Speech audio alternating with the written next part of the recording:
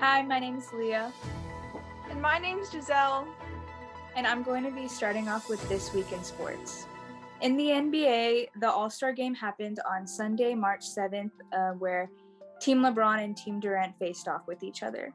Team LeBron won every quarter, and Giannis Antetokounmpo scored 35 points with 16 out of 16 field goal scoring, which basically means that he didn't miss a shot at all.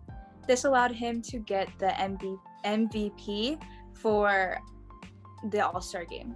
For Team Durant, Kevin Durant didn't play. He had a hamstring injury, which allowed other stars like Kawhi Leonard, Kyrie Irving, James Harden to really step up and make the game a lot more interesting.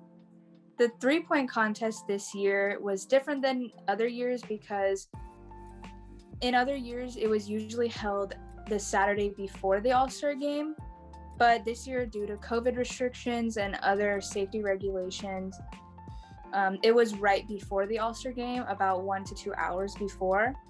This year, we got to witness Steph Curry winning the three-point contest for the second time in his career.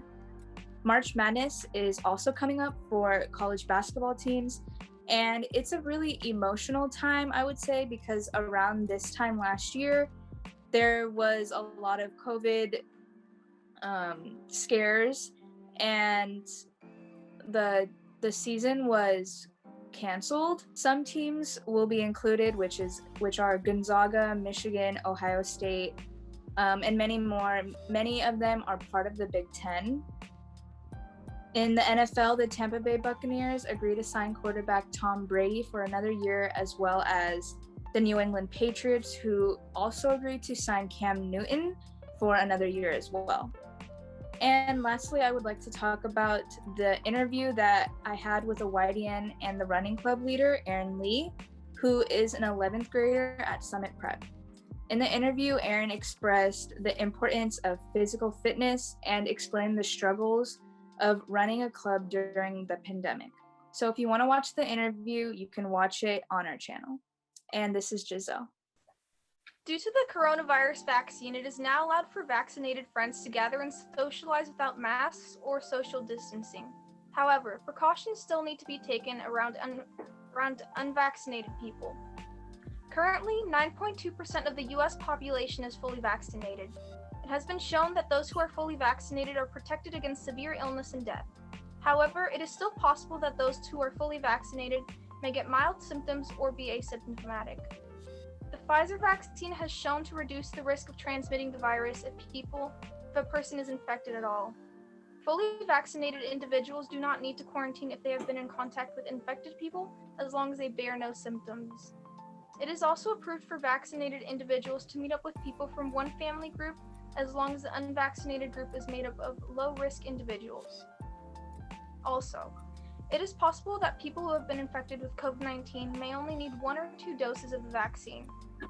When people who had been previously infected were given a shot, their antibody levels reached over 500 times the amount that was found in individuals who had never been infected with COVID.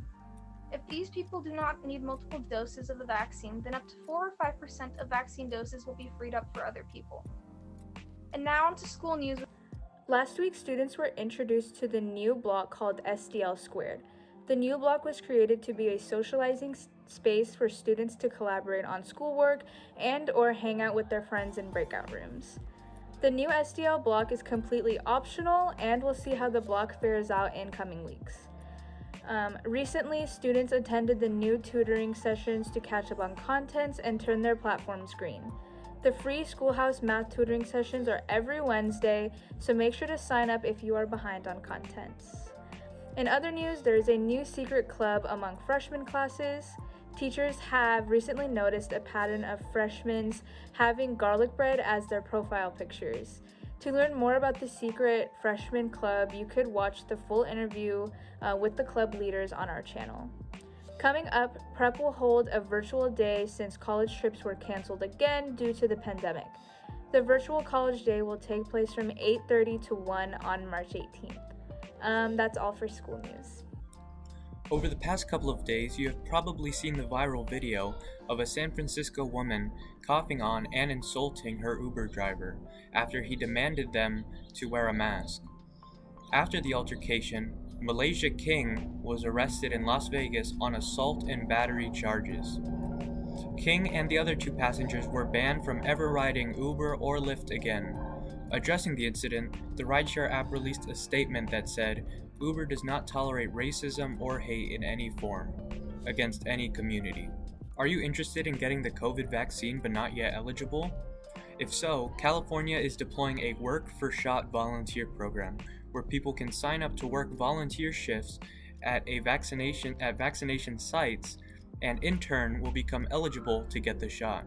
Vaccination sites are looking for support volunteers, and anyone who works 4 hours or more will be eligible to receive the vaccine, even if they are not eligible to receive the vaccine under their state's guidelines.